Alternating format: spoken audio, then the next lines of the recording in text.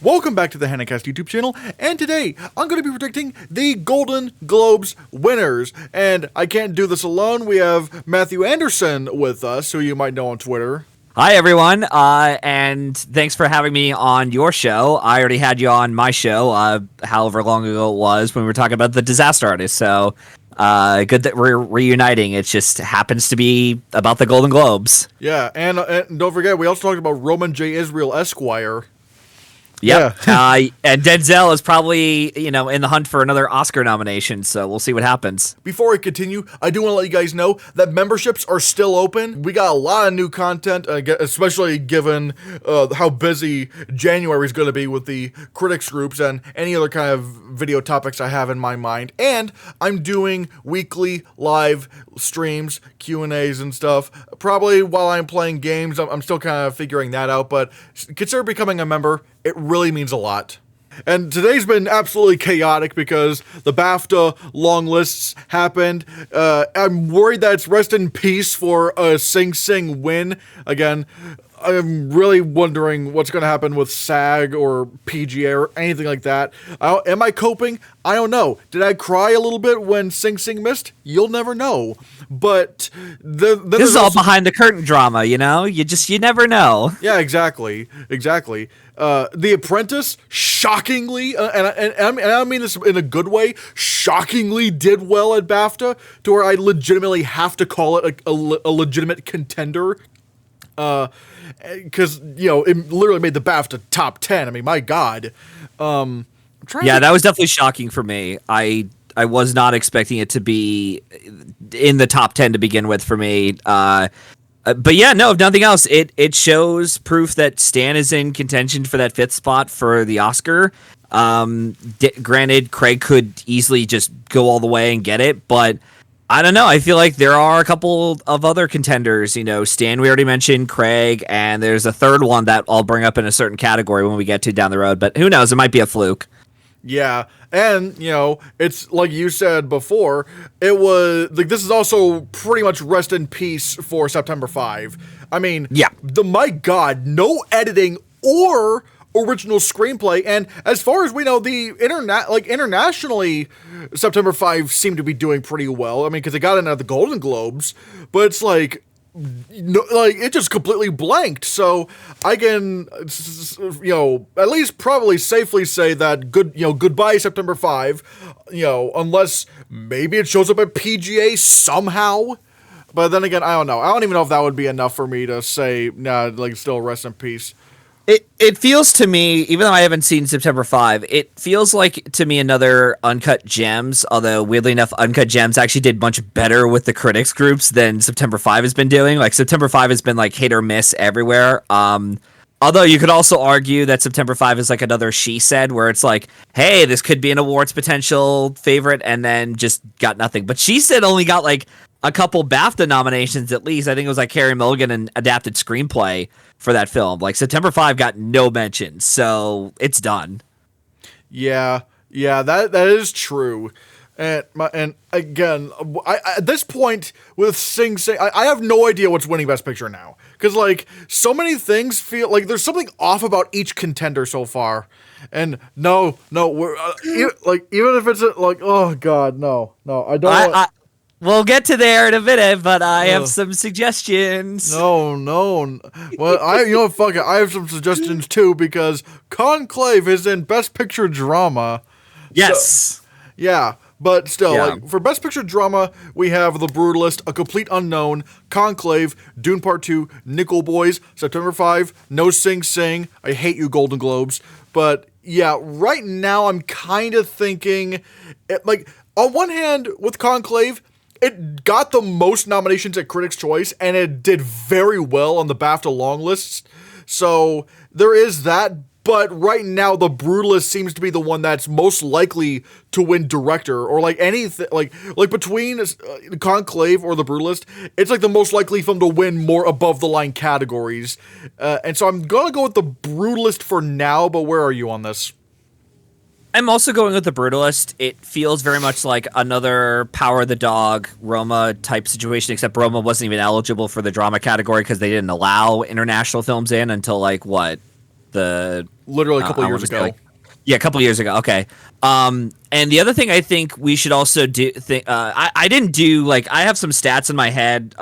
There's at least one that I'll bring up for this one, but two things to keep in mind is that for the most part, whenever we get someone winning director at Globes, their film tends to win the picture prize, whether it's in comedy, musical, or drama. It doesn't happen all the time. Like the year of Roma, they gave Roma director, and then they gave Green Book comedy musical, and then they gave Bohemian Rhapsody drama. So, like, this could be another situation where it's like, oh yeah, Corbet wins director, and then we'll give Conclave drama, and then something else wins comedy. But I do feel like this is probably going to be the Brutalist. I think it'll do okay, or at least pretty decently at Globes at the barest minimum. I'm actually predicting it for a couple wins outside of just picture and, spoiler alert, director. And the other thing I should mention is that Moonlight was the last adapted screenplay winner to win something at Globes. Every other adapted screenplay winner we've had since Call Me By Your Name, Black Klansman, Jojo Rabbit, The Father, Coda, Women Talking, even what was last year, American Fiction, they all got goose egged here at Globes. So even if Conclave were to magically go home with nothing, it doesn't really show me signs of weakness overall for the film. It just shows me that it was clear that there was a lot of competition here at Globes, and also the fact that it still has a shot at winning adapted screenplay. I mean, after all, Sing Sing could easily bounce back for all we know and just win the adapted screenplay prize, or maybe something else could do it, like Nickel Boys or something. I don't know. But I think for now, I'll predict the Brutalist to win drama, picture. But if there were an upset, I would say it's Conclave. I would definitely be shocked if A Complete Unknown were to win. That would be like a big surprise. And I think that winning drama picture would, along with, a certain someone winning a lead acting category, I think that would solidify them as like, okay, everyone needs to shut up. This kid could actually win the Oscar. But we'll get to that when we get to that.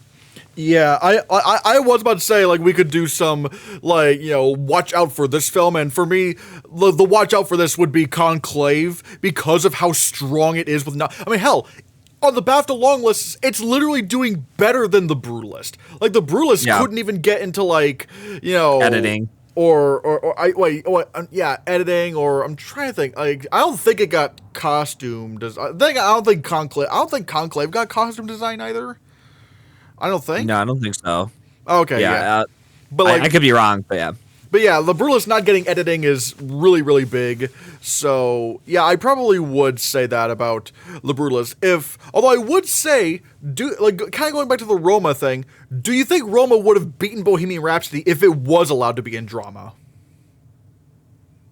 Oh, that's a good question. Maybe? It did win international film and director, and I don't think we've ever had a film. I don't know.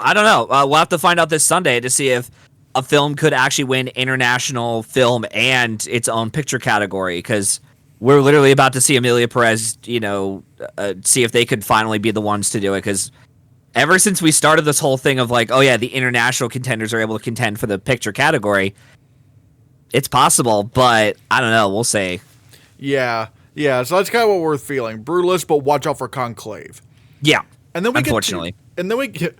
get to female actor in a motion picture drama, where we have Pamela Anderson for The Last Showgirl, Angelina Jolie for Maria, Nicole Kidman for Baby Girl, Tilda Swinton for The Room Next Door, Fernanda Torres for I'm Still Here, and Kate Winslet for Lee. Which, funny thing is, so far, none of them are sweeping with nominations. In the major precursors, none of them have gotten in everywhere, which makes this really hard to figure out. But if it were me, I would still probably go with Angelina Jolie, because I kind of knew that Maria's not going to be that kind of film that the BAFTAs or SAG's going to hate this movie. But at the same time, it's kind of hard to.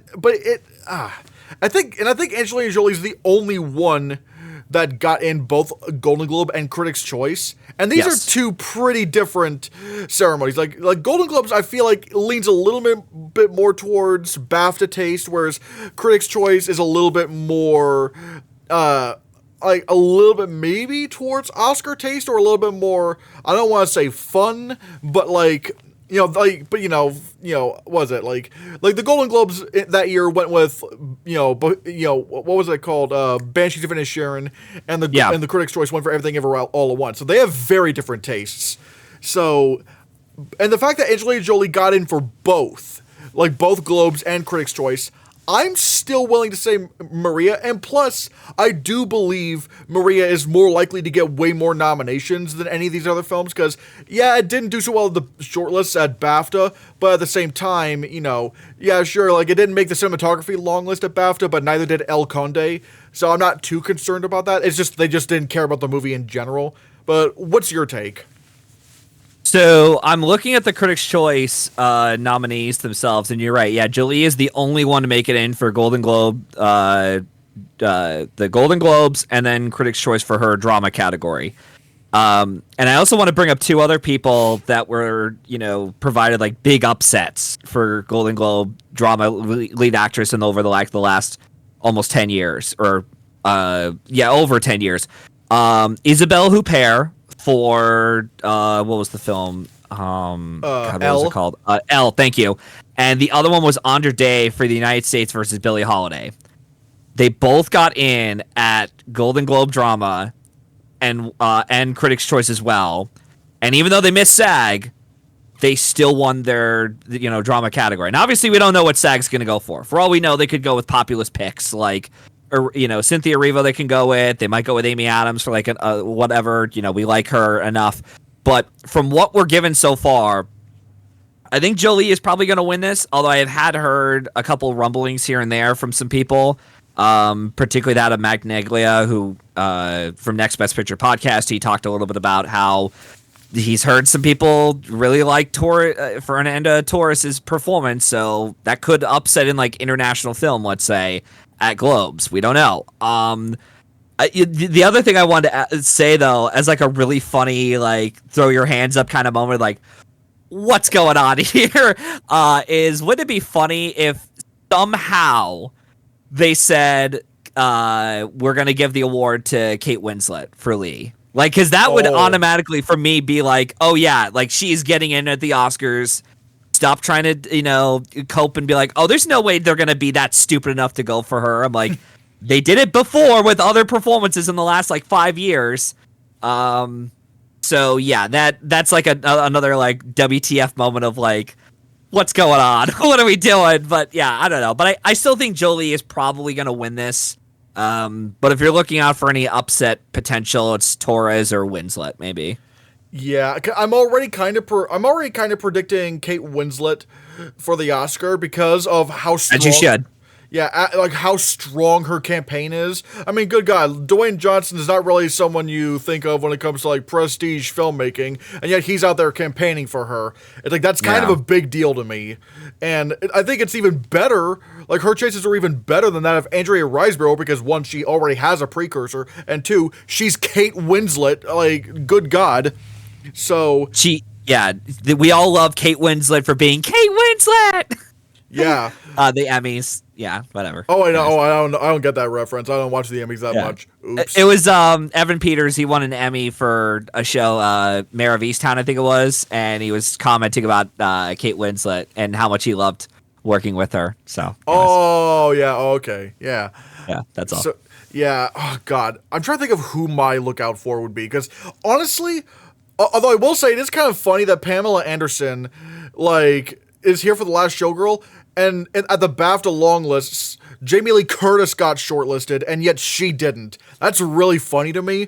Yeah. But it's I don't know who, it's really hard to figure out who my lookout for would be. Because I do think it's Jolie, but maybe it's Nicole Kidman, maybe it's Fernanda Torres, maybe it's Kate Winslet. I probably would also maybe say Kate Winslet because she is just kind of overall stronger, and I probably can even see her getting nominated at SAG.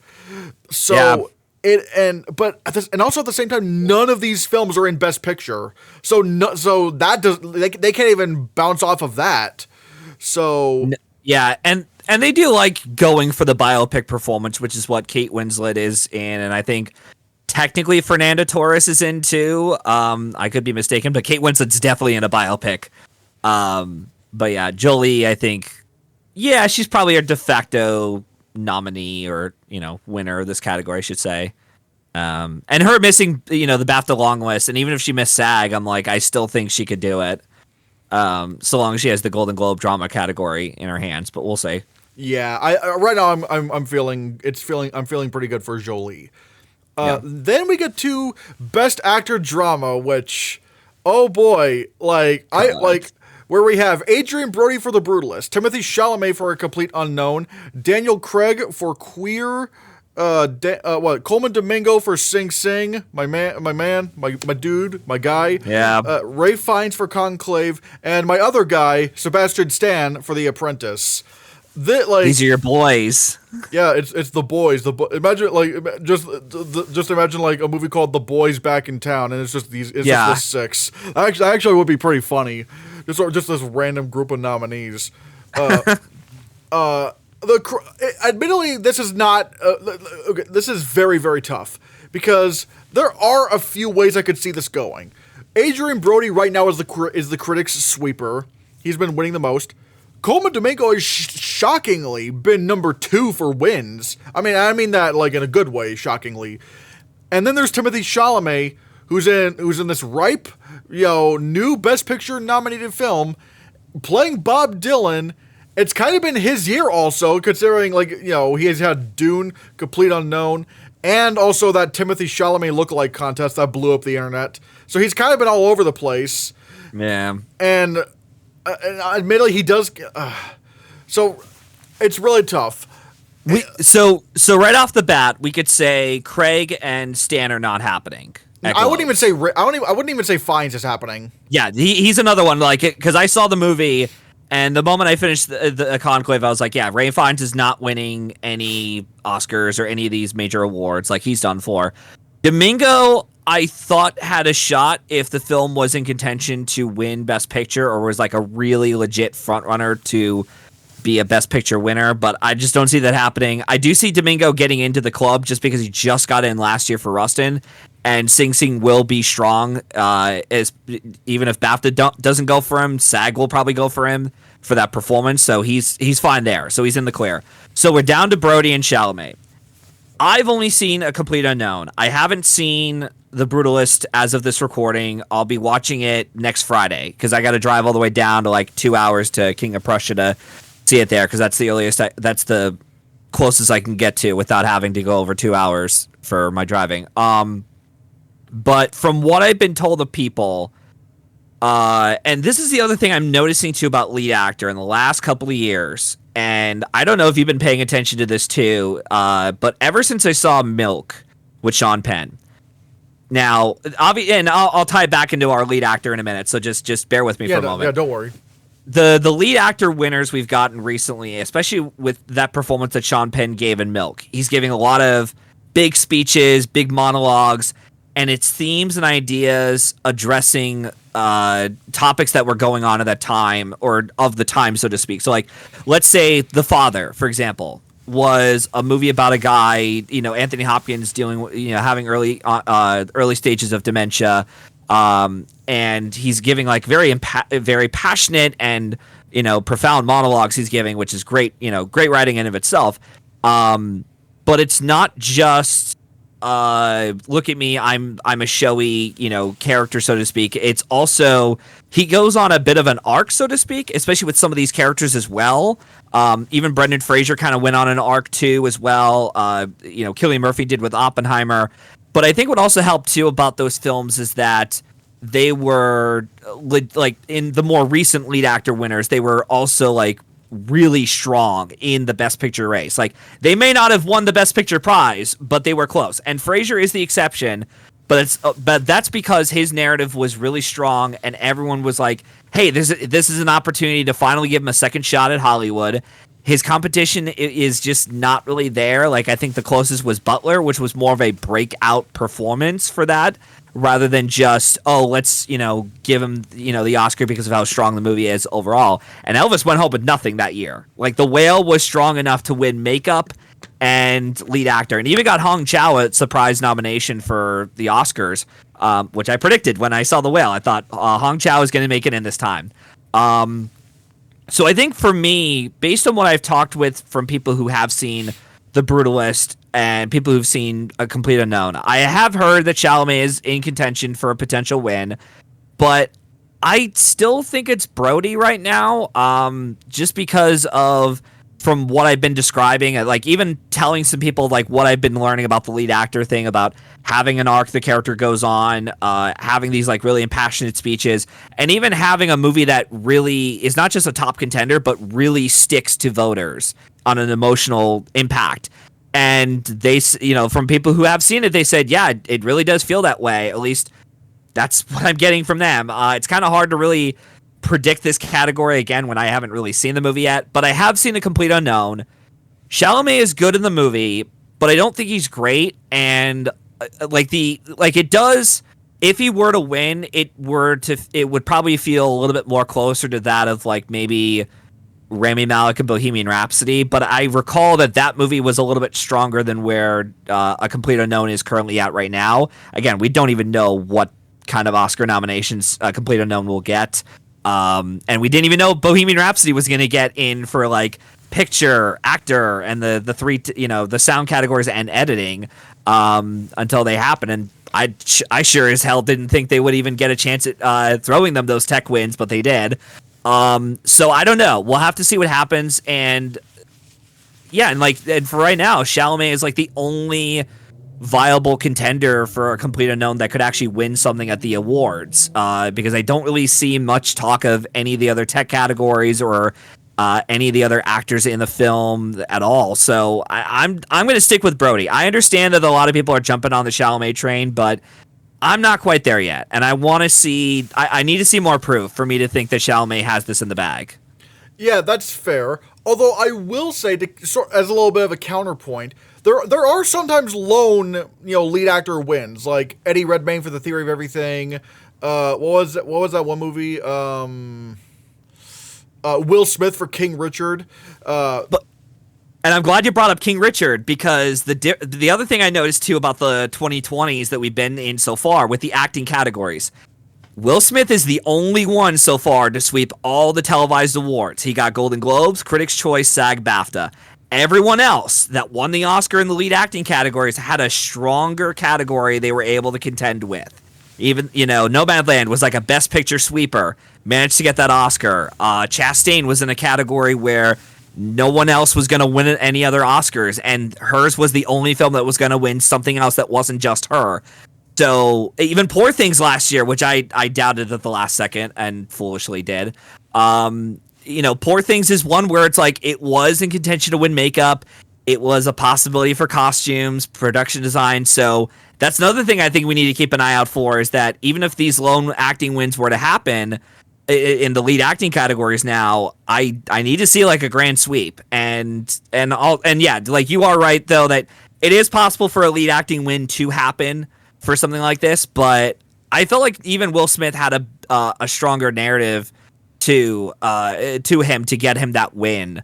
And I just remembered he was like all over the festival circuits. Like he was there at all these like events. Like I think it was like Telluride and TIFF it went to and such. And he did a hell of a job campaigning for that film. And it was an audience, crowd pleasing film, which is something that A Complete Unknown is. That is something I also want to back up as your like counterpoint. Unfortunately, is that it is getting pretty good audience reception. Like I've talked with people who are, who don't go to the movies as much as you and I do, or watch as many movies as you and I do, and they were like, yeah, I thought Chalamet was really good in this role, and the movie was surprisingly engaging. And I'm like, okay, so it's working enough, and it is making money at the box office. I'm kind of curious to see how it's going to do financially over the next coming weeks, because I don't think it's even in international markets like the United Kingdom, and I don't think it will be until like the day of Oscar nominations or the day after. I don't know, but yeah, we'll see what happens. Yeah. It is just kind of, it is really tough for me. I've not seen The Brutalist or A Complete Unknown, or Queer, but so I am kind of going on a little bit blind. Yeah. But like everything about, I don't know, something about this, like, and I will say, would you also argue that Timothée Chalamet is the reason why A Complete Unknown is getting into Best Picture? I mean, I kind of figured it was going to get into Best Picture regardless, just because so long as it didn't have this like terrible, reception for that film, or so long as enough voters went for that film, I always in my head.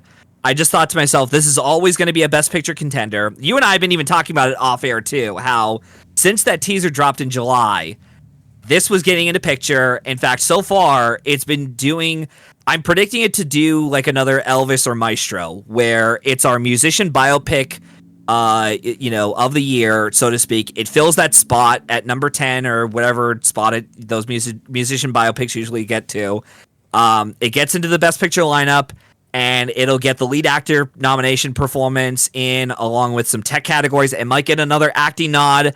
But at the end of the day, I just don't really see it winning anything at the moment. We'll see what happens. I could be wrong, but yeah, we'll see what happens.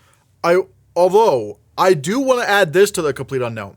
Unlike the Bohemian Rhapsody or Elvis or Maestro, there's not really a lot of audience backlash toward this. There's not really any kind of backlash towards this film. Like not yet. Yeah, some people might say like, I've seen the film like this before, but it's like I don't remember. Like, I haven't really seen like people going, oh man, this movie's awful. Like, it does seem more generally agreeable than some of those other films.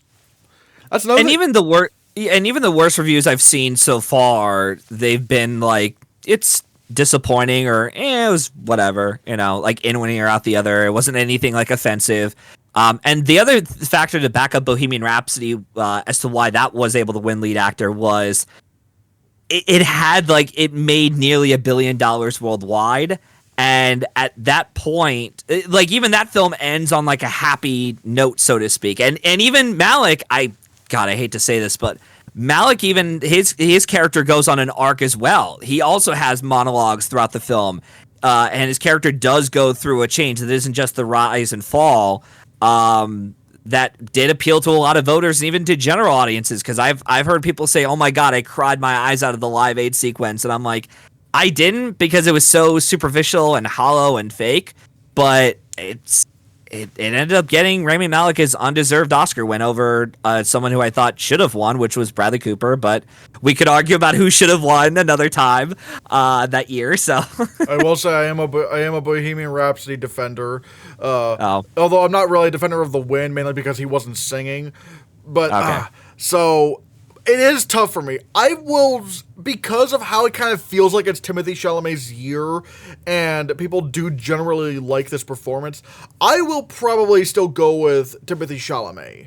Right now. What in the? Yeah, this is so weird. Like I feel like I've seen this in a dream. Like this exact scenario in a dream. For some reason, my dreams tell the future. For some reason, but like. And what does your dreams tell you this time? Well, no, like it's not even like the details. It's like the basic general thing. Just like, oh yeah, like literally this whole setup it's so strange.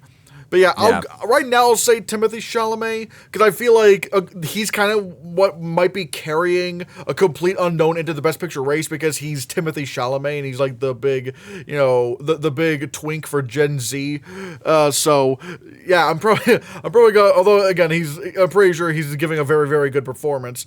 But I still would say watch out for Adrien Brody. And again, having Adrien Brody win lead actor would definitely help the Brutalist's chances for Best Picture.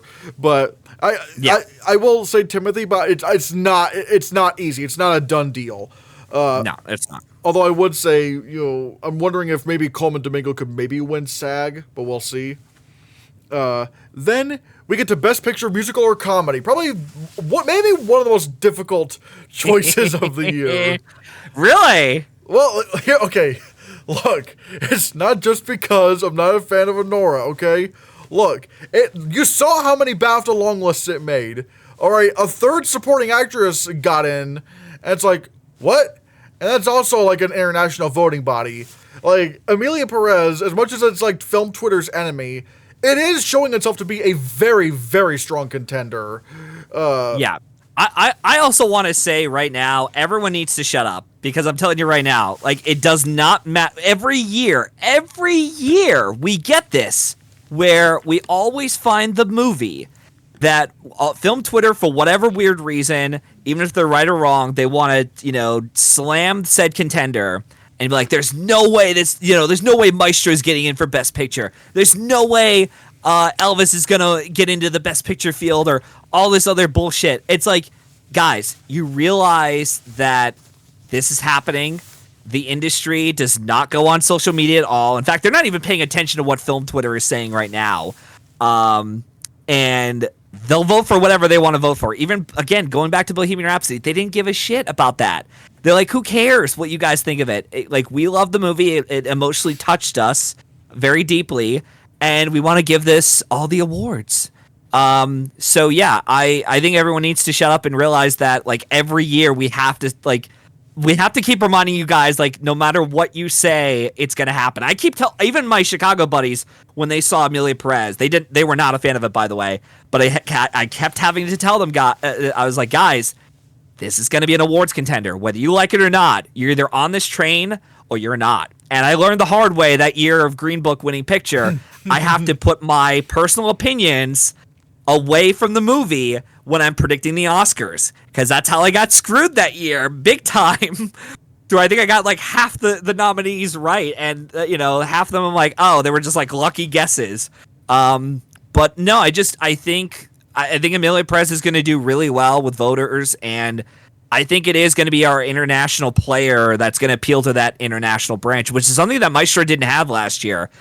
Because there was another that you had Anatomy of the Fall and Zone of Interest that they could go for. And this year, I don't think it's going to be like another Maestro situation where it's going to go home with nothing. It's not. It's going to win a handful of awards. In fact, I'm actually predicting a handful of awards for this film to get. But we'll see what happens. And not only that, but really the only people really complaining about Amelia Perez is film Twitter, because the industry likes it, and general audiences seem to really like it. Because again, it won. No, I mean, because of how Life of Chuck was pushed to next year, Amelia Perez is pretty much our de facto TIFF winner at this point. So. Yeah. So it's like, general audiences seem to be pretty on board with Amelia Perez. It does seem to be just a film Twitter thing. And again, one could argue, well, Barbie had the most nominations last year, and it only went home with Song in the Popular Film Award. True, but I would say there's way more above-the-line potential for Amelia Perez. Because here, for one, I mean, even just below the line, you still have International Feature locked up, you have Song locked up, but you also have Zoe Saldana, where it's kind of looking like she's going to be stronger than like Ariana Grande, which I know people are really going like, well, Ariana Grande could easily win this. It's like, I'm already seeing signs that Wicked's kind of dipping. Not to where it's going to fall out of Best Picture, but where I feel like it's going to be like Barbie, where it wins like one award, and it's just considered like the big, commercial cash cow which again, I don't agree with, in terms, because I feel like, popular films, if deserving, should be in the conversation, but sure. But that's just kind of like the basic, the basic vibe a lot of people in the industry have when it comes to the Oscars. So, and that's kind of why I'm going for Amelia Perez, because it is very strong. It does appeal to an international voting base. It got so many nominations here at Critics' Choice and the long list at BAFTA, which there's like, who knows how many it gets over there. So I am kind of going with Amelia Perez here. But again, I would also watch out for Anora, because undeniably that film is a top 5 contender. As much as I would argue, regardless of what you think of Anora, honestly, and I even warned you also as well, that regardless of what you think of it, it's a top 5 contender, and that alone puts itself in for, an editing nomination, at least for Sean Baker. So I think that's happening personally. But yeah, as far as this category, it's Amelia Perez. Last year, I even predicted Poor Things to win the musical comedy category, and everyone's like, oh, Barbie's going to win the category. I'm like, no. This is a new international block of the Academy, and for some weird reason, I had the feeling of like, if nothing else, I think Poor Things is going to come out at the end as like a de facto runner-up to Oppenheimer, which is so strange, because had we not gone through that whole season, and I'd stuck to my guns ever since the Golden Globes winners were announced, I would have been right about Poor Things being like the de facto runner-up to Best Picture, which it probably was based on the wins it got, and would have just stuck with that the whole season. But I think, yeah, Emilia Perez is probably going to win this category here. If Anora does win Comedy Musical here, man, Christian, you might want to eat some crow and just start, be like Bradley Cooper and Maestro, like put the pillow to your face and just, scream and cry for hours. If Anora becomes our front runner, I will fucking lose it. I will not have this. Look, I didn't like Nomadland or Everything Ever All at Once as wins, but I can at least see where people are coming from. Like, oh, Nomadland is like their comfort film of 2020. All right, sure. Everything Ever All at Once has very warm, family stuff. All right, fine. What does Anora have? Screaming and shouting for like 20 minutes straight and just unpleasantness all throughout. And even even the ending scene being so uncomfortable. And I'm just like, what's going on right now? I can't handle this. I already know it's going to win original screenplay. I can't, and that's bad enough. I can't do this.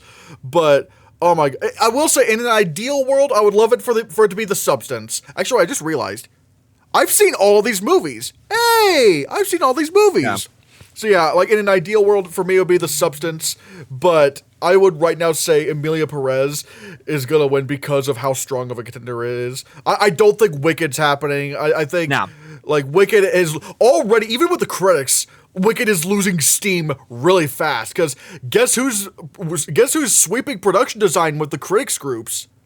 Wasn't it Brutalist? Yep, it's not Wicked. Okay. It's not. And the thing is, last year Barbie was sweeping production design, so it's like, oh, like Wicked is, like I said, it's Barbie light. Not in my opinion. I think they're both excellent, but it's like Wicked is doing way worse than Barbie, and it's like falling fast to where like I said, it'd be lucky if it wins costume design, because I saw that BAFTA long list, and Beetlejuice is tempting. It's tempting. I want to see the rest of the field first before I go any further with that. But yeah, we'll see what happens with that. But yeah, no, as far as Wicked though goes, I'm like, guys, I've been like telling people, like, Wicked, even if it does get into Best Picture, this isn't gonna win Picture. Like, they just, for like late December releases with no festival run whatsoever, it's kind of hard to build up, momentum. And Oppenheimer was like the recent example of like a non-festival film to win Picture, because it had the entire summer and all throughout the strikes, to where when we got to December, I was like, okay, yeah, no one's got director, and this is our Best Picture frontrunner. It's unavoidable. It's going to happen. And also, Oppenheimer was a Christopher Nolan movie, which are always crowd pleasers, crowd pleasers. It just so happened to be the right film for him to win Best Picture with. So yeah, now I'll say Emilia Perez. Watch out for Anora. Same. Yeah, I know Emilia Perez is film Twitter's enemy, but if Emilia Perez winning means Anora loses, I'll take it. I'll fucking take it. I can't wait for those Manchester by the Sea memes when they hear and the Golden Globe goes to Emilia Perez. Oh, and that scene from Manchester by the Sea. Yeah. Like I want to see all those memes on there. Not that we're promoting any of that, but anyways, go ahead. No, I get what you mean. I think people will know it's just a funny thought. Best female actor in a motion picture, musical, or comedy. We have Amy Adams in Night Bitch, Cynthia Erivo in Wicked, Carla Sofia Gascon in Emilia Perez, Mikey Madison for Anora, Demi Moore for The Substance, and Zendaya for Challengers. I have not seen Night Bitch yet, although I will try to see that maybe tonight if I can. But I've seen all the others. Admittedly, this is also one that's very, because it's so strange how do I explain it? Obviously, Mikey Madison is right now sweeping the critics, but guess who's kind of been winning a few stuff recently? Demi Moore. And I've said this ever since The Substance was on the cusp of before the Golden Globes nominations. I was like, I didn't pull the trigger because when it came for me in The Substance, I was not willing to pull the trigger on it getting nominated for Best Picture until I saw how it did at the Globes. Because if it only got lead actress and picture at the Globes, all right, that's not bad, but I still want to see more. Yeah. This many nominations, Picture, Actress, Director, Screenplay, and Supporting Actress. That is huge for this movie. I don't even care what the shortlist did. That's too much for me to just completely say that's not happening. But kind of going back to what I was saying, I was holding off on predicting a certain thing with The Substance, because I was like, if The Substance is in Best Picture, Demi Moore could legitimately win this category, because she kind of has everything going for her. Best Picture nominated film, crazy big acting showcase, makeup combination, and she's a big Hollywood legend with that career narrative because she's never won before and people love Demi Moore. And I've always thought, and it's not even just because I don't like Honora, because I don't think her performance is bad, but Mikey Madison always felt strange to me as a potential lead actress Oscar winner because she is so young and relatively new.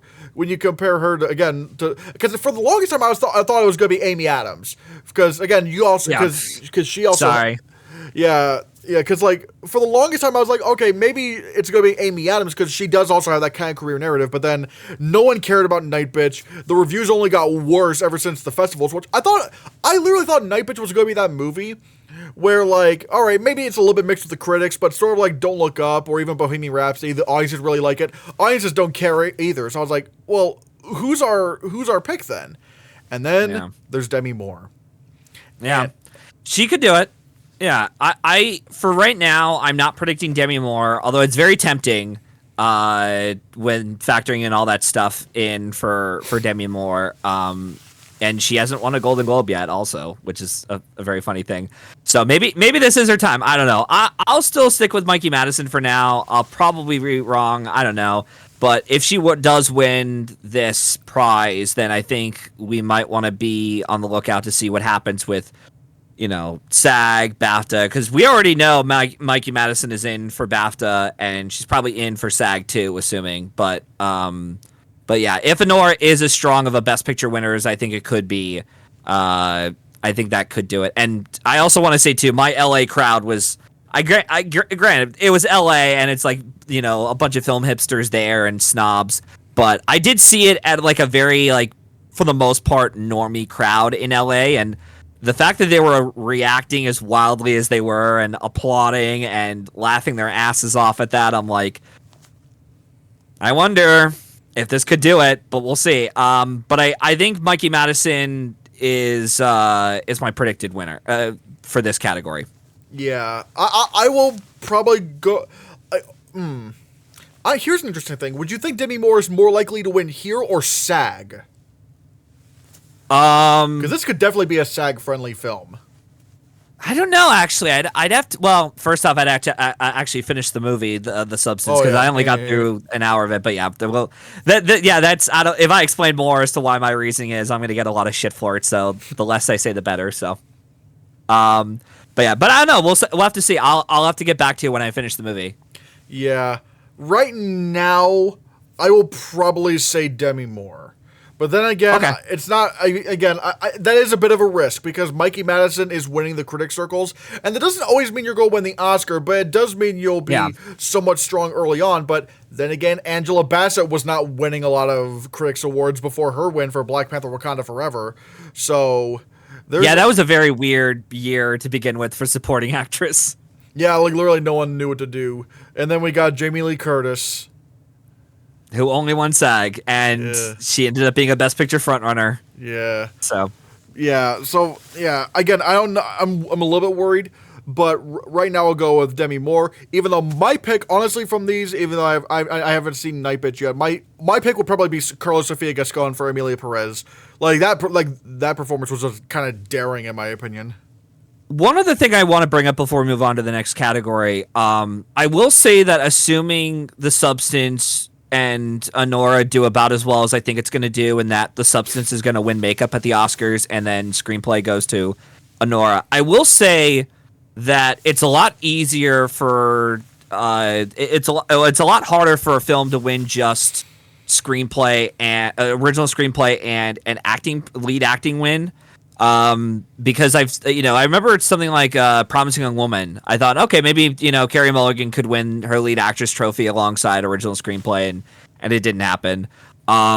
So it's possible that, maybe it does go to Demi Moore, but I want to wait and see how these precursors turn out, but we'll see what happens. I definitely think The Substance is easily winning makeup at the Oscars, regardless of what happens with Moore. Like, even if, on a shocking night, Moore misses at the Oscars, I still think The Substance is winning makeup. Even as like a Godzilla -1 situation where it's like the sole nomination for that film, because I think The Substance is a lot stronger than I was anticipating, but I think The Substance has makeup in the bag easily.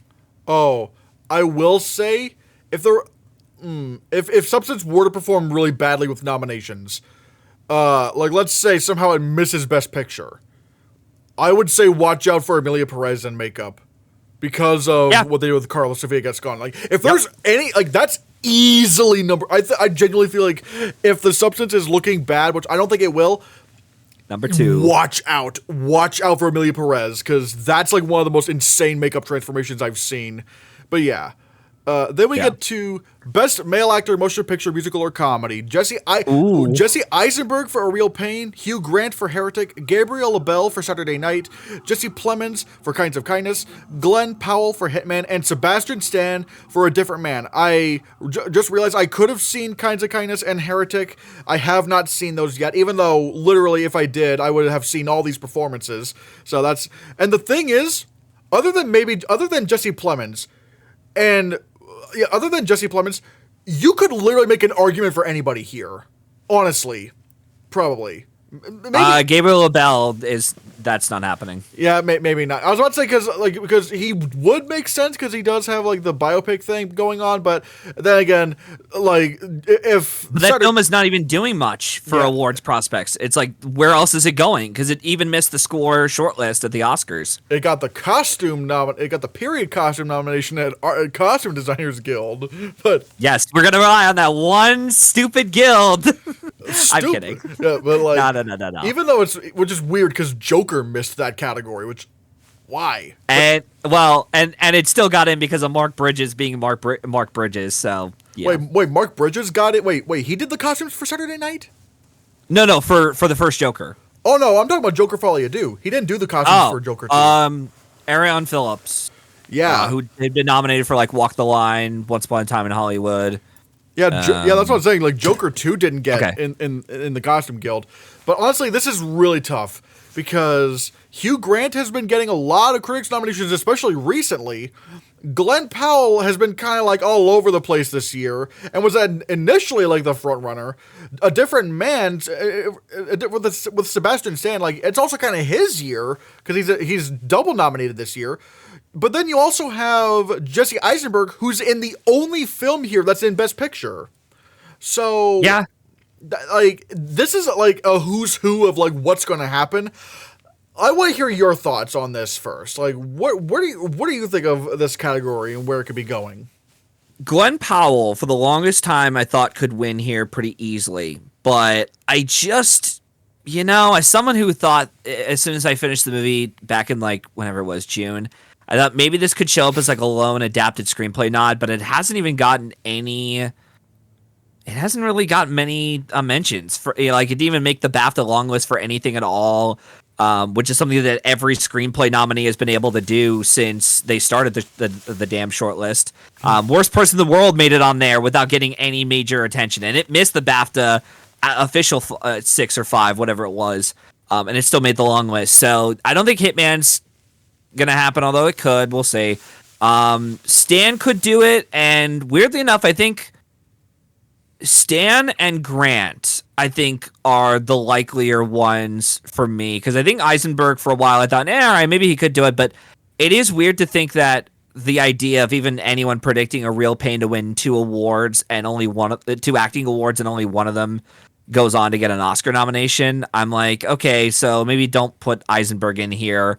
But I think Grant could do it because I have heard that it is a very it's the type of it's like a very showy, flashy performance, I guess, for voters. And I again, I haven't seen Heretic, but you'll have to talk with people who have. But from what I have heard very little of, it feels like that could do it. And also, unlike some of these other ones, Hugh Grant is a previous winner.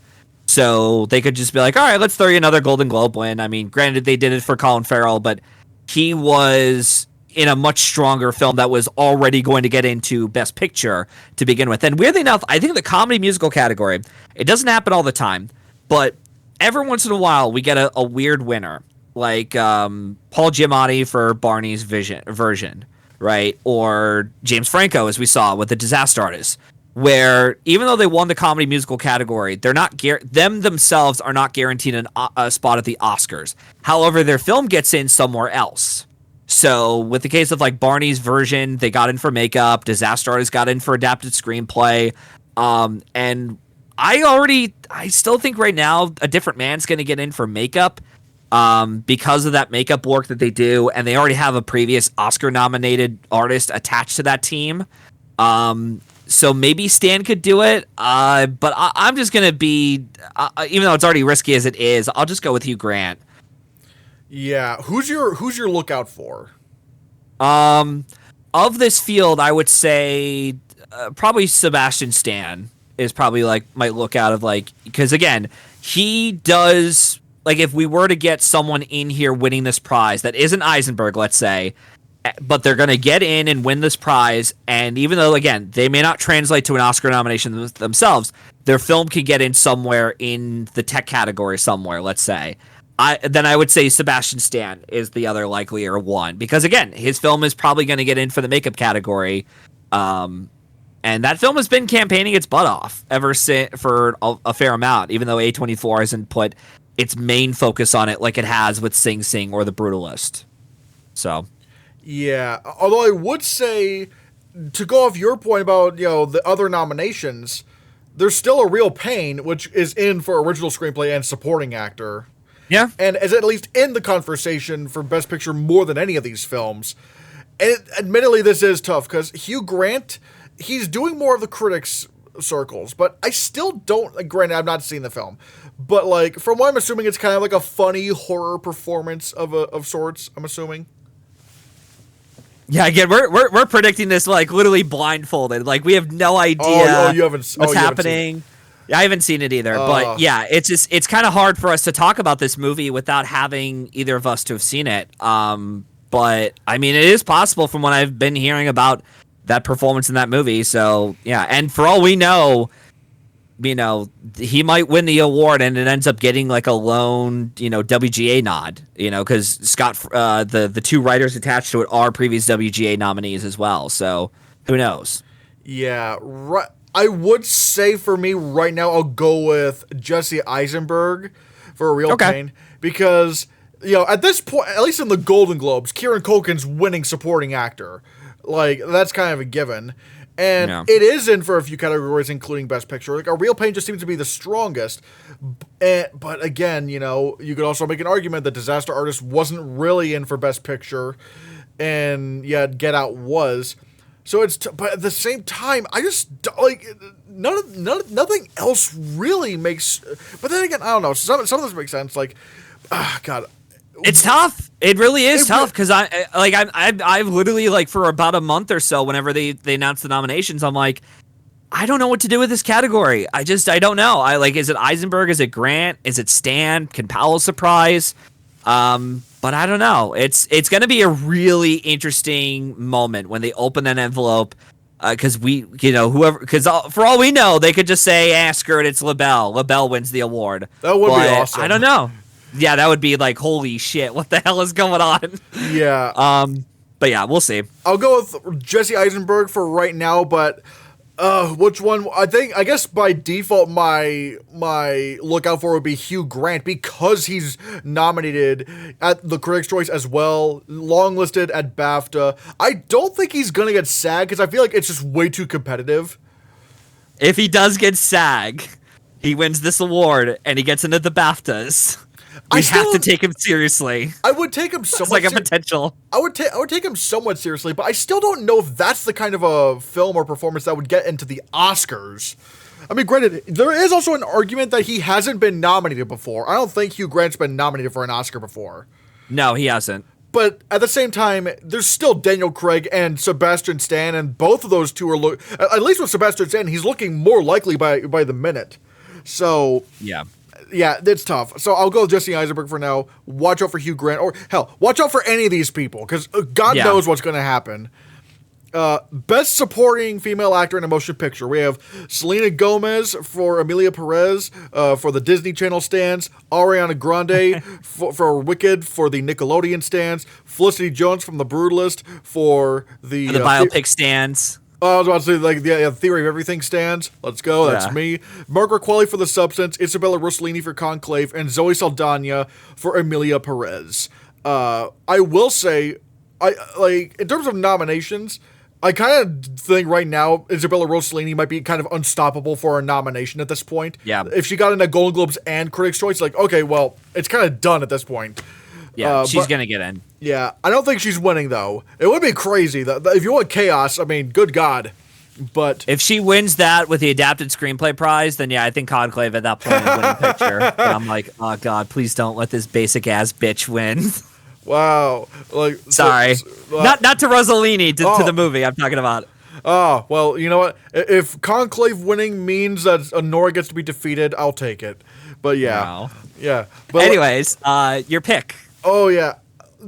I'll admit, I think Ariana Grande is winning the most critics circles so far, which again, I don't know, admittedly, I do find it's weird that I keep going away from the critics circles, but this year especially just feels so weird with what's going on. But I don't think so. This is one of those performances where I'm not saying it's fair, but I feel like voters are not really gonna take this performance seriously, because it's very a comedy performance. Yeah, like, even though it's a little bit more subdued than, like, you know, Ryan Gosling and Barbie, like, a lot of her comedy kind of comes from, like, her, like, the blank expression on her face, which is, like, intentional blank expression. Yeah. But because of how strong especially if Emilia Perez wants to win Best Picture, I mean, Zoe Saldana is like the one you would want to go for, especially for international voting bodies where Emilia Perez is really strong. I mean, yeah, I that's kind of where I'm thinking. Oh, you seem like you differ a little bit. No. So I'm gonna predict Zoe Saldana, but I completely forgot. I had a conversation with someone about this last night, and the supporting actress category recently at the Oscars. I'm talking about the Oscars. That is, they tend to go for performances that are not just strong enough Best Picture contenders, but also are ones where they could easily get in for director or get close to a screenplay nomination. So you think of stuff like West Side Story, Holdovers was pretty close to getting into director last year. Minari got in, Everything Ever All at Once was sweeping Best Picture. Even I, Tonya got pretty close to that original screenplay nomination too a couple years back. And I kept thinking to myself, why am I not I just kept thinking to myself, like, why am I not going back to Saldana? And then I realized, wait, yeah, it does have a lot more industry support, and it's going to have the international branch going for that film. And if it is going to win an acting prize for anything for that Emilia Perez, I think it is going to be Saldana. And also helps too that she is considered a co-lead in supporting. Had she been bumped up to lead, I think she would have gotten the nomination pretty easily, but I don't think she would be able to get the win as easily as she's able to do now. But yeah, I think Saldana is probably going to win this at the Globes. If Grande wins this, then okay, we have a race. But if Zoe Saldana wins this, then I think it's kind of like, yeah, it's probably over for this category. But again, it just shows you how strong and how much love Emilia Perez has from the industry. Yeah, although I would say if Ariana Grande won, which I'd probably say that she'd be my lookout for. If Ariana Grande won here, that means a lot, because Critics' Choice, they really like Emilia Perez, but not as much as the Golden Globes, and they're probably not going to love it as much as BAFTA. If Ariana Grande won here, I'd be like, okay, hold the phone. This let's pay attention. Although then again, at the same time, I genuinely don't see a world where the BAFTAs go for Ariana Grande. I don't ever see the BAFTAs going for her. They'd be way they'd be a little bit more gatekeepy. So I would say, Zoe Saldana is very likely to win here, and Ariana Grande, because of the fact that she is sweeping the critic circles, which again, it is weird that for almost all of these categories, I'm not going with the critic sweeper, which I guess with the next category, I'm kind of defaulting to having to do that. But yeah. And then we get to supporting actor, which we have Yura Borisov and Honora, Kira Culkin in A Real Pain, Edward Norton in A Complete Unknown, Guy Pearce in The Brutalist, Jeremy Strong for The Apprentice, and Denzel Washington for Gladiator 2. And then we're going to pretend like Clarence Macklin's there because my heart can't... Oh, I'm sorry. That wasn't nominated this year. No. Clearly he was. No, they got it wrong. The vote, they'll have it in like a write-in, like right as they open the envelope, someone will take out a Sharpie and just write in Clarence Macklin. Get your butt up here, buddy. Oh, he's not here? Okay, Domingo's going to accept the award for him. Yeah, no one else was nominated. That's so upsetting. But yeah. I will say before I get to my winner prediction, because I think screw it. We could just say we're predicting Culkin, right? Yeah. Okay. The other thing I wanted to bring up, though, is that, again, as someone who has seen A Complete Unknown, I think Norton can get in at the Oscars, because I think if the film is getting enough buzz and Chalamet is like a potential number 2, number 3 contender, or even number 1 in some cases for a lead actor win, I think Edward Norton could just come along for the ride. It's not a flashy performance. Like, he does sing in the film, he plays his little banjo here and there, but he also is in a role that I think, again, enough of the older Academy would want to nominate, because they always go for like a veteran actor who's like a previous nominee. And we saw this with J.K. Simmons, we saw this with who the hell was last year? I'm trying to even think of one. Robert Downey Jr.? Him and De Niro. But they always go for these like veteran actors. Even there was another guy. Judd Hirsch was another like big surprise. It was like a surprise contender, and he hadn't been nominated in over 40 years, and they were just like, yeah, screw it, let's give it to him for this like one big scene, and that's it.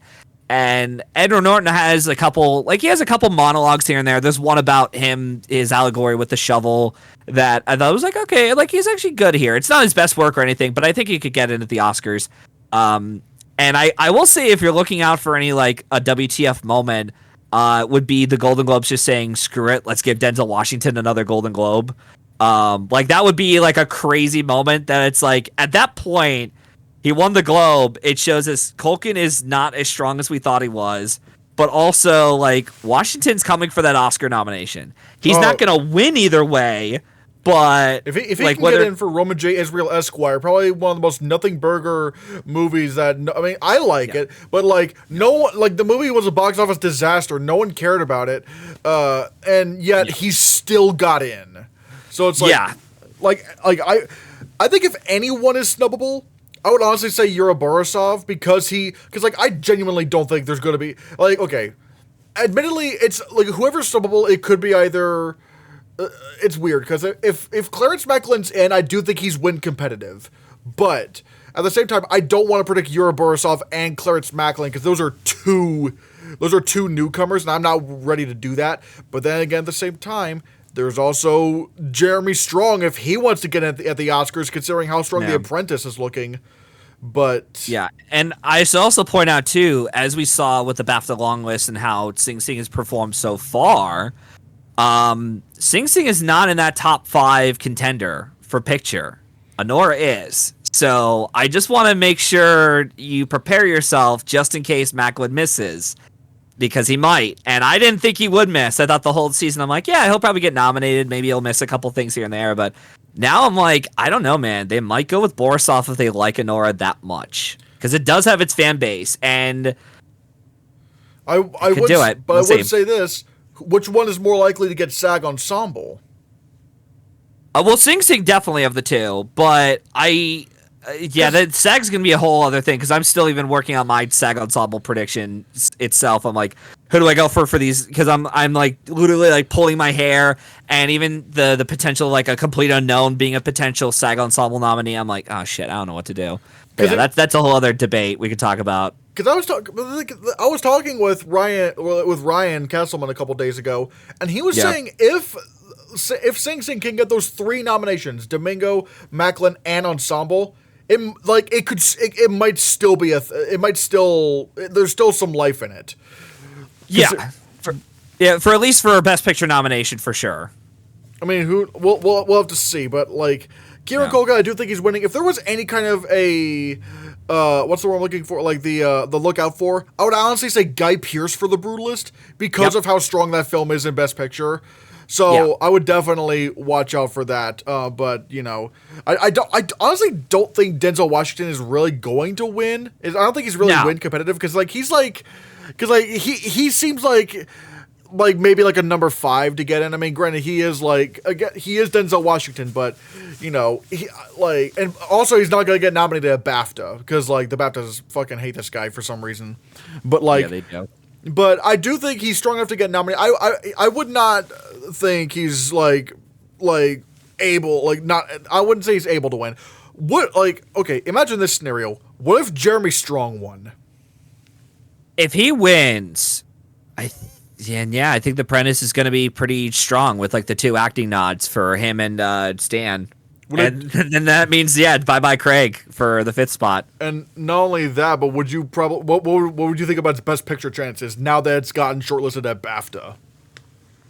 I'd have to see how it does with SAG and PGA. Because if it can get onto the PGA field, maybe it can get into picture. But I need to see more of the guilds go for it. I don't know. We'll have to see. That would be the most chaotic win out of this bunch. Yeah, that would be very chaotic. And again, a sign of like, guys, could happen. But yeah, we'll see what happens. Then we get to director. Jacques Audiard for Amelie Perez, Sean Baker for Honora, Edward Berger for Conclave, Brady Corbet for The Brutalist, Coralie Farge for The Substance, and Pio Capadia for All We Imagined Is Light. If I'm not mistaken, all of these directors have been longlisted at BAFTA. Everyone here except for Pio Capadia was nominated at the Critics' Choice Awards. All right? Now, right now, I'm going to go with the critics' sweeper, which is Brady Corbet, even though it's weird because I don't have him winning a single other, I don't have The Brutalist winning a single other award here, or even at the Oscars, which already feels weird, but, watch out. Probably one of the biggest this is probably one of the ones where I'm really looking out for an upset. Jacques Audiard. Yep. If Amelia Perez wins director and picture, then holy shit, it might end up being like perhaps some things might change down the line. Who knows? But at that point, you would have to say Amelia Perez is the front runner. At that point, yeah, and I have Audiard. I think I'd like number 2, number 3 Hero Globes, but yeah, I think he's on the hunt for that potential Oscar win. I don't know. He might actually win something this year if it isn't director or adapted. He might even win in another category we'll talk about later. But yeah, I think Corbet is going to win director here. Yeah, and funny enough, another stat I want to bring up for this category. Sunshine back in 2000 was the last Golden Globe nominee the last director Golden Globe nominee to get nothing at the Oscars.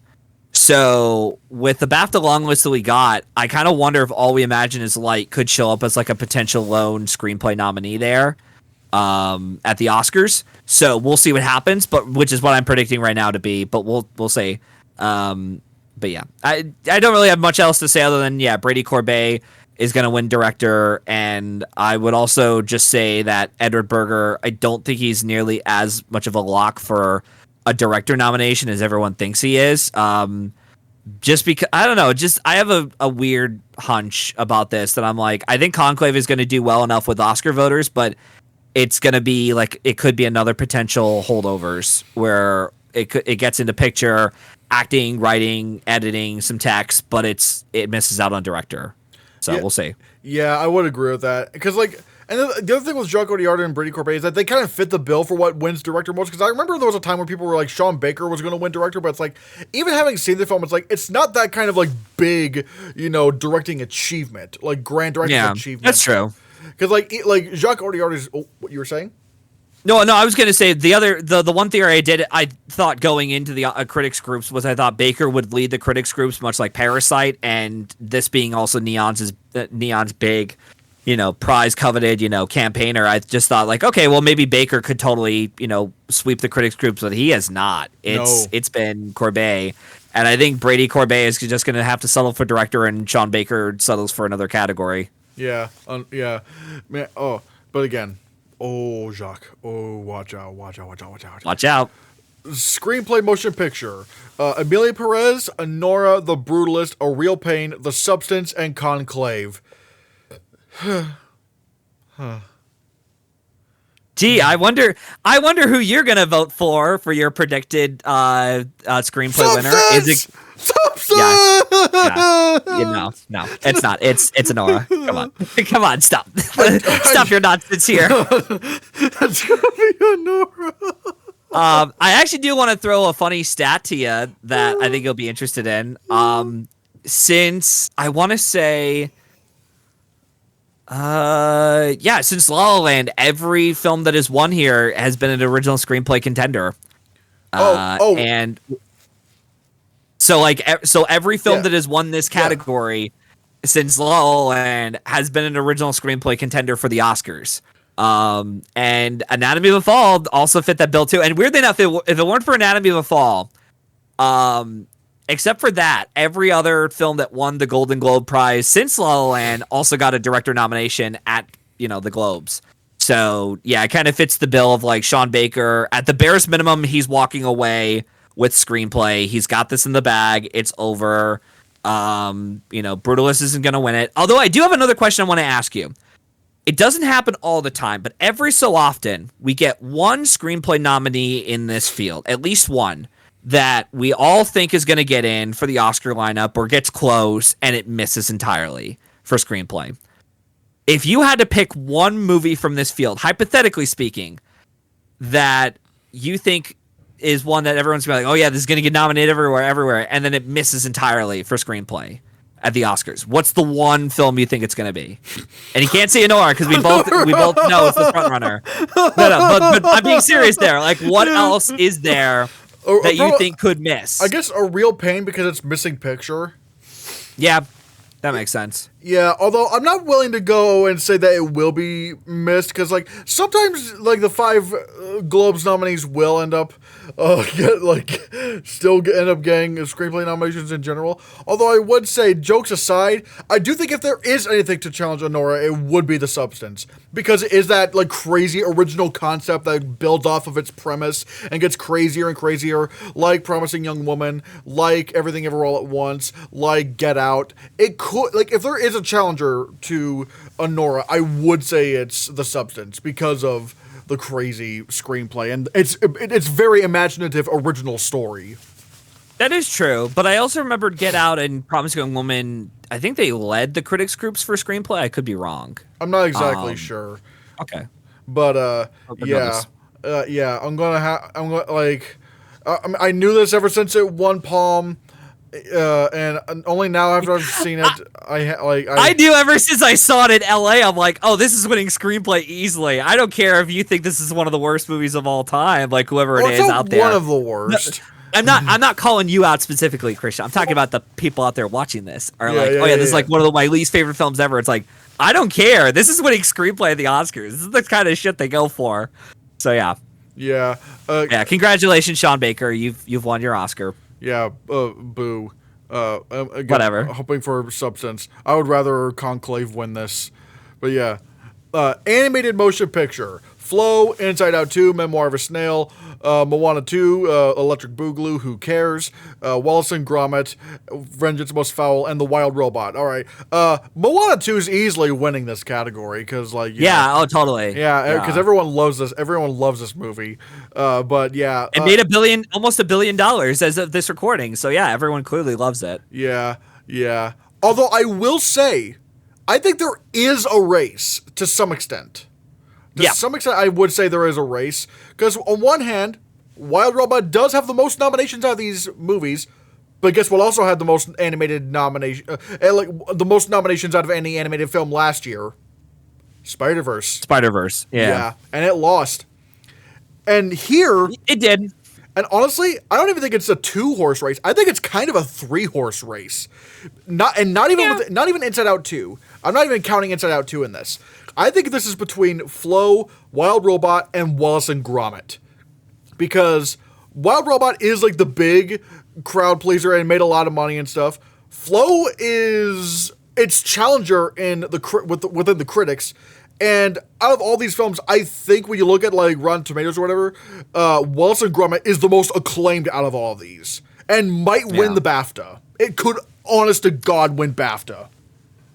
Yeah, it could. I'm still gonna go with the Wild Robot for now. I definitely understand that Wallace and Gromit has a shot, and Flo does too. Especially with last year, Golden Globes and BAFTA went very international with their picks, with Boy and the Heron, but I'll still go with Wild Robot for now. I think that's potentially our winner at the Oscars for animated feature, but after last year, you never know. Although I will say, the one thing that the Globes loves to do sometimes, and the Oscars don't usually, except for Toy Story, is they do like giving it out to sequels. So, like I remember How to Train Your Dragon 2 won the Golden Globe Prize for animated film over Big Hero 6. And Lego Movie. Yeah, and Lego Movie. So it is possible for Vengeance Most Foul to win it. I haven't seen that movie yet, though. I know it's on Netflix. I know it just came on today, but when I get a chance over the next couple days, I'll watch it, and I'll report back on my findings to you. Yeah, I think, I haven't seen Moana 2 yet, but obviously that's like no one cares movie, because the other 5 is literally the easiest thing to figure out. Wallace and Gromit might actually be my pick. Like, not to predict, but would actually, if I were voting, I would vote for Wallace and Gromit. And the thing is, I don't even love Aardman that much. I like them, but I don't love their movies. This one, I was like laughing hysterically throughout, but I would probably also say... I'm still sending the mob to you. The mob? What mob? Yeah.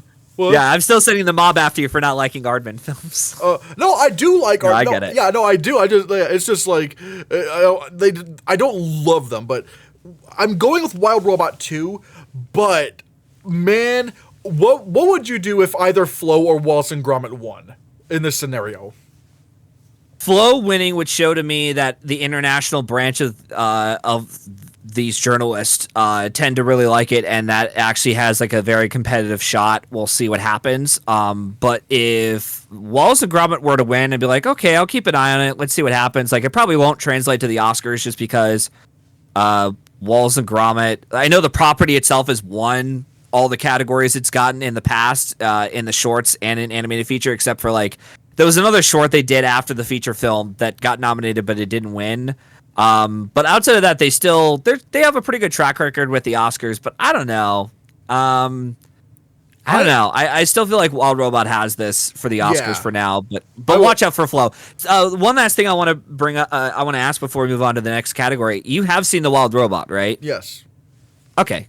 All right. Yeah, I've seen all these movies except Moana. Although I would say, okay, gotcha. If Wallace and Gromit did win here, then it would make me convinced that it's winning the BAFTA, and the Golden Globe BAFTA combo for animated feature is unbeatable, as proven by last year.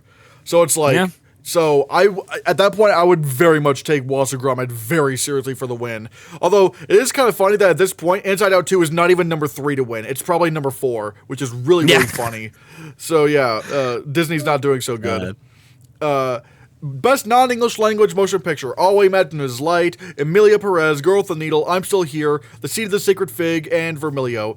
Again, well, this is actually a very easy category because only one of these has a picture nomination: Emilia Perez. Yeah, I'll predict Emilia Perez for now. If we're looking at a potential like surprise, I would say something like I'm Still Here because Elle did it too. Years ago, all we imagine is light could be a potential upset because it got director nod. You never know, but as like what's a potential upset? But I think Emilia Perez has this, so yeah.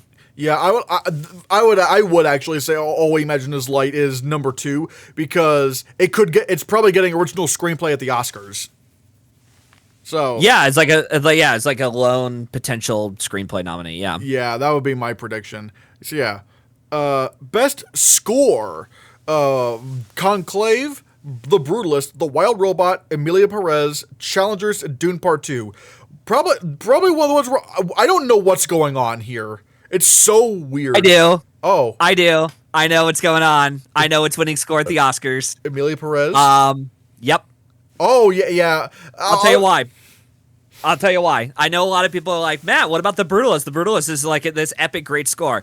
Yes, it's a great score. From what I've heard of it, it's tremendous. But ever since going back to La La Land, this score category, for whatever weird reason, tends to go for films nominated not just for score, but also in sound as well. It happened also with Black Panther and All Quiet on the Western Front. And I remember, I will never forget this day when I saw All Quiet on the Western Front get into the BAFTAs. I don't know about you, Christian, but when it got into the BAFTAs, I thought to myself, if this gets into the Oscars for score, it's done. Oh, really? This category is over. I was that sure it was done. I was like, this is over. It's got it. And the moment it got into the Oscar lineup, I'm like, even if it were to magically lose the BAFTA to Babylon, I'm still predicting All Quiet to win. Like, that's how certain I was with it. Now, I hated that score for All Quiet on the Western Front, but I knew instantly, like, yeah, this is going to win the score at the Oscars. And when it won the BAFTA, I was like, yeah, okay, that just confirmed my theories as to the Oscars tend to go with the film nominated for sound. So I think Emilia Perez is probably that, and also they do like going for original musicals, which is what this is. And yeah, it's another like forgettable Netflix score, much like All Quiet was. But I do feel that again, they're gonna go for it as a sign of support for that film overall. But I feel like it is gonna be Emilia Perez that's gonna win the Golden Globe, and it will start a trajectory of like sweeping the music prizes. And yeah, there's nothing that, like I said, Film Twitter, there's nothing you can do about it except just sit there, you sit down, you shut up, and you watch the damn awards. And that's what we're all going to have to do. So yeah, funny thing you should mention about forgettable Netflix scores, because I actually really dug the All Quiet score and listened to it quite a lot. And there are some people that do. Yeah, there are some people that really love that score. I'm just not the biggest fan of it. And also, Emilia Perez, I do actually I do really like the music in that. So it's like, at least when it's not doing the English songs are kind of weird, because it's like, okay, this doesn't fit the rhythm at all. Except for, you could make an argument for vaginoplasty, because it's like supposed to be campy and goofy. Yeah, forgot about that. Man, I'm so glad I found that clip on YouTube again, because it's the weirdest shit I've ever seen.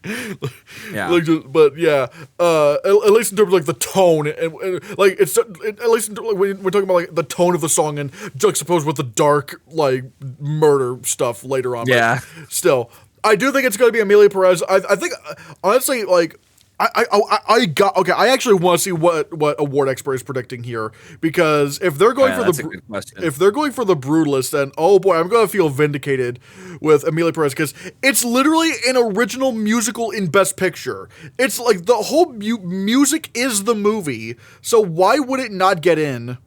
Oh wait, the Community has it at number 6. Really? Oh, my points are going to be so good when it wins. Oh my god, that's going to be so funny. Oh, they don't know. It's like that Riddler meme of, does he know?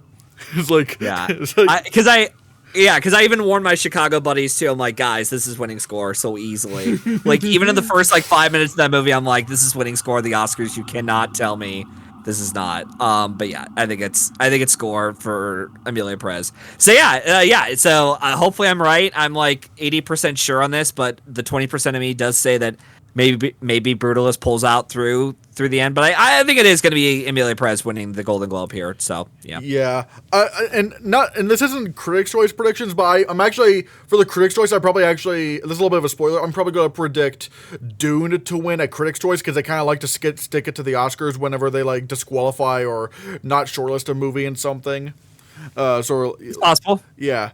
But yeah, Emilia Perez, this is good. Man, if this actually happens, oh man, I hope I get a lot of points on this. I don't know how the points work on Award Expert, but oh boy, that's good. That's really funny that it's like least likely for them.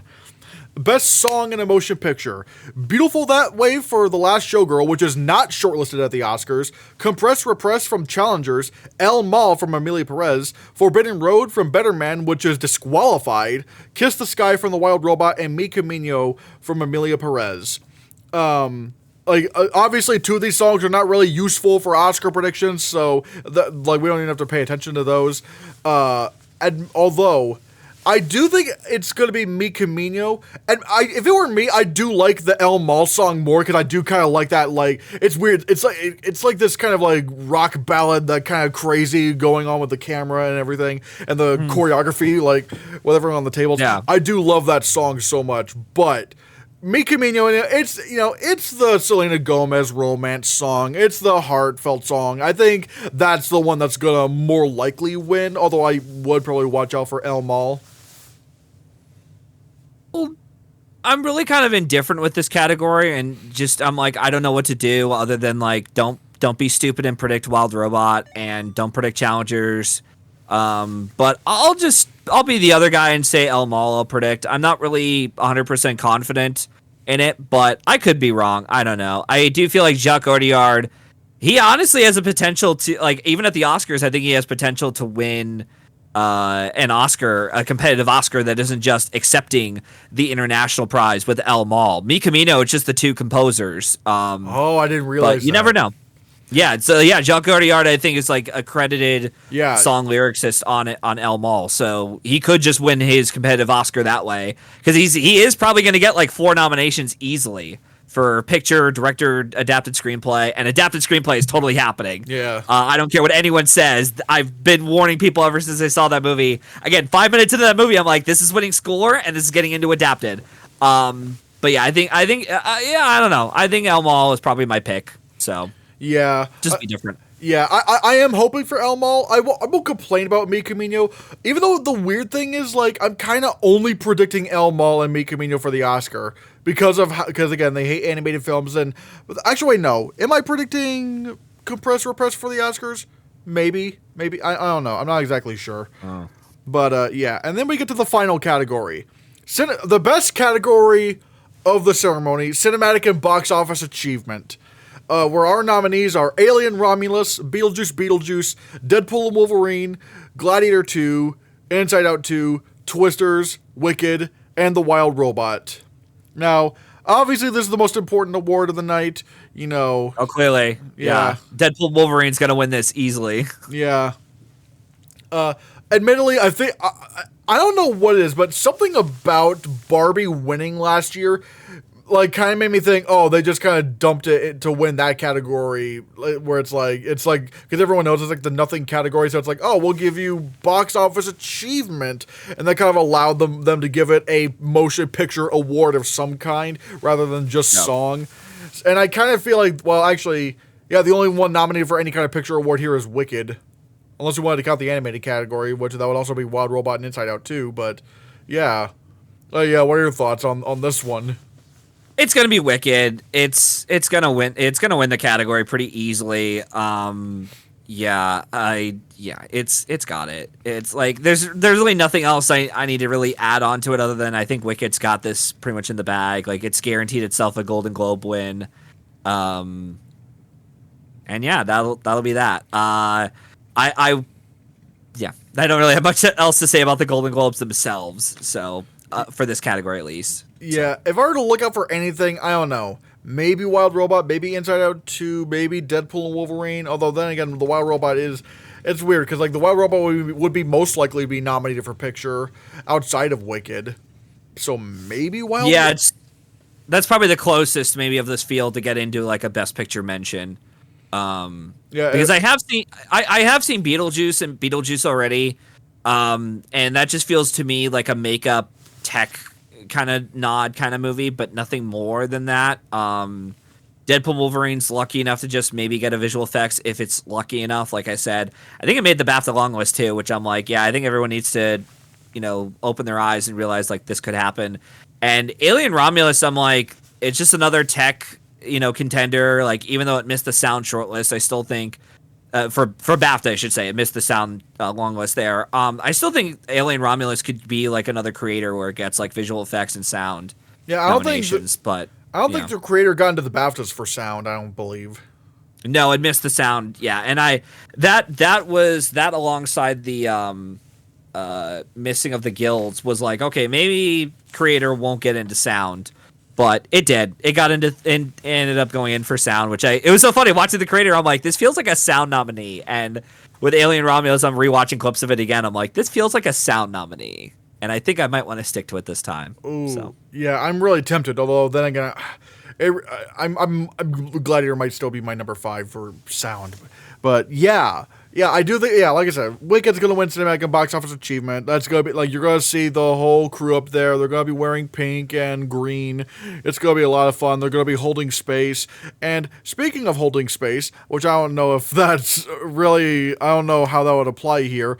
Those are our Golden Globes predictions. And, I want to thank you, Matthew, for being on here for over an hour and a half, Jesus Christ, talking about this and talking about these winners. And before we sign off, what's what are any and I'll do my outro before you leave, and I want sure. What are you just overall expecting at the Golden Globes? Where are you expecting how do you think it's going to shape this race? I think Emilia Perez winning 4 to 5 awards is going to piss a lot of people off. Awesome, great. I want to see more and more people angry about this, just because this is payback for Maestro going on with nothing. Especially you, Nico and Zeddy. You made me lose my bet last year. No, I'm kidding. But no, jokes aside, I think Emilia Perez is going to do really, really well here. Brutalist, I think, will do decently enough. I'm expecting Honora to do okay. If nothing else, it's got screenplay in the bag, unless the substance just magically surprises out of nowhere. But the other thing I also want to say is that I wouldn't be too shocked if out of all the contenders we're getting this Golden Globe Awards, if there's one that I wouldn't be surprised went home with nothing, it would be Conclave. Because I feel like that is this is going to be a strength of whether or not this is a viable Best Picture contender, in my opinion, or is this just going to be an adapted screenplay winner? And that's assuming Nickel Boys or Sing Sing doesn't come back into the conversation for adapted, because there are some things that those films need to do to win adapted screenplay. But right now, I think Conclave is probably winning adapted at the Oscars, and that's about it. But I just don't really see that as a Best Picture winner right now. Granted, I am a bit biased on the film. I think it's just a basic ass movie, but that film has always came across to me like, if this were to win picture, Berger has to get into director and he's got to win somehow. He's not a producer on this like McQueen was for 12 Years a Slave, and he's not a writer on it like some of these other, writer directors are. And I just feel like the last time we ever had a Best Picture winner at the Oscars went home without its director winning something was Chicago. That was over 20 years ago, and that was always a hesitation as to why I don't know if I should predict Conclave, because I just feel like winning picture, but Berger not only does he have a shot at missing director, but he may not even win director at all or win something for this movie. I'm like, it's strange to me. I don't know. And Conclave isn't even sweeping the critics groups for picture. Granted, I get it. We've had some films that have swept the Best Picture prizes in critics groups, like Get Out, but they lost to films that were more audience friendly and appeal to not just the above the line branches, but also the below the line branches too, which is something I think, I guess you could argue Conclave kind of fits that bill too, but others can too. Emilia Perez, we talked about, Brutalist, Honora. I hate to say it, but that's that is another contender that I just feel like that is on the cusp of winning picture potentially, because it has swept the most critics groups. And I was really shocked that it won as many critics groups as it did. I knew LA film critics would go for that, but I was not expecting a majority of these critics groups to go for it. I thought The Brutalist would do it, but the fact that Anora is still in the lead and it's got screenplay in play, Mikey Madison is a potential for lead actors right now. I'm just shocked. I really am. I still think that's on the hunt for it, and it could do it. But yeah, that's my thoughts overall with the Golden Globe winners they get. Yeah. Yeah, especially with the screenplay, or should I say screenplay, because that's all they fucking do. Grieving. Yeah, that was another thing that my cousin had we saw like a 35 millimeter screening of it. It was an awesome experience. I love the Vista Theater. That's where we saw it at for Anora, but we saw it on this like really great 35 millimeter print, and I noticed the sound was a lot louder than it typically is. Like, it's the kind of sound mix that you would typically hear in like an IMAX theater or like a Cinemark XD. So even like the club music was extremely loud, and I thought, holy shit, I was like, are we sure? Am I in the IMAX theater? What's going on? I'm sorry you had to listen to that. Yeah. No. It was fine. I was okay with it. But I could see my cousin was getting a little bit annoyed with it at times. He's like, okay, yeah. So he may not like it as much as I do. But honestly, yeah, I could talk about that movie for hours. But I'll say this: like, that ending to me is just, it's always stuck in my mind as like I'm always fascinated to know what people think of that ending. And I won't spoil what happens with Anora, but that ending is one of those where it's like, you're either on board with it and you're not. But either way, I still want to hear what everyone's theories are on it, because everyone has a different interpretation of how they see that ending, whether it's something as like confusing and weird to end on, to even just it kind of made me rethink the whole movie, you know, because it has happened with some people I've talked with where they're like, they got to the ending and they're like, I'm not on board with this movie until the ending. And then I'm like, really? And it happens even for the other people where they're like, I love the first two acts, but then the third act just totally ruined it for me. And I'm like, okay, that's interesting. Luckily for me, I was already not on board with the film, and the ending only made it worse. Yeah, but yeah, exactly. So it's like, so you're not gonna win with everyone, and you're always gonna find a contrarian for these kind of movies. Like, I'm the dumbass that didn't care for Coda, and I didn't like that it kept winning all the prizes when other films should have. So yeah, I'm the one stickler, but you know, we all have these Best Picture winners always have that one contrarian who's like, I don't get it. Why is this film winning all these awards? Like every or even just when it comes to nominees, there's always the award season enemy you have. For me, last year it was Poor Fucks, and this year it's Abora. So yeah. But anyways, jokes aside, thank you for coming on, and anytime. And thank you guys for watching. And I'm gonna pass the question off to you. What do you think of our Golden Globes predictions? What are your Golden Globes predictions? Let us know in the comments below what you think, and be sure you hit that subscribe button, because if you don't, Matthew's gonna laugh at me if Anora wins.